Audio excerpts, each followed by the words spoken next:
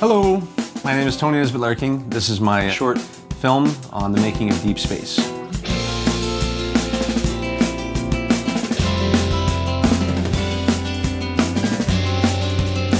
I've always had an interest in astrophysics and how they apply to the elements of music, and I always wanted to make an album that would have a fusion of those two ideas. Sonics and interesting music fused with the physics of space and kind of have those themes come together.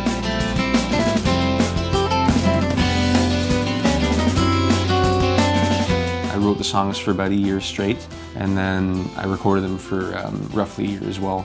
It was a long process, and it didn't come together like my first album.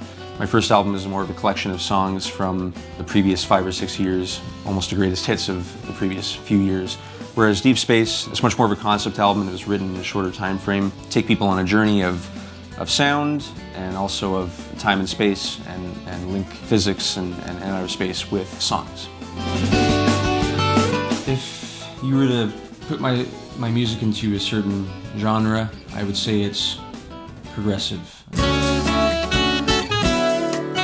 Well, progressive music is a large category that encompasses stuff like classical type structures, technically challenging, whether it be odd time signatures or playing around with syncopation in weird ways, weird harmonies, asymmetrical melodies, and odd barred phrases, conceptual. It usually has an overarching theme. So progressive is for listeners who are keen and patient enough to take the time to listen to it from start to finish. I wanted to really have every instrument pop, whether it be the vocals or the bass or the drums or the guitars. I wanted everything to be heard.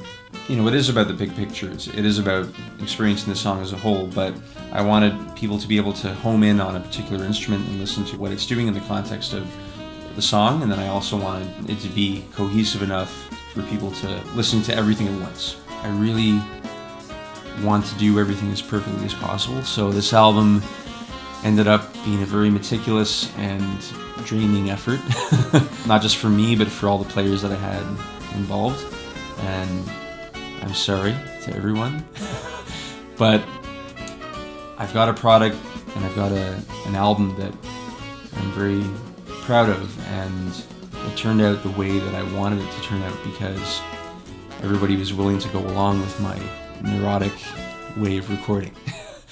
So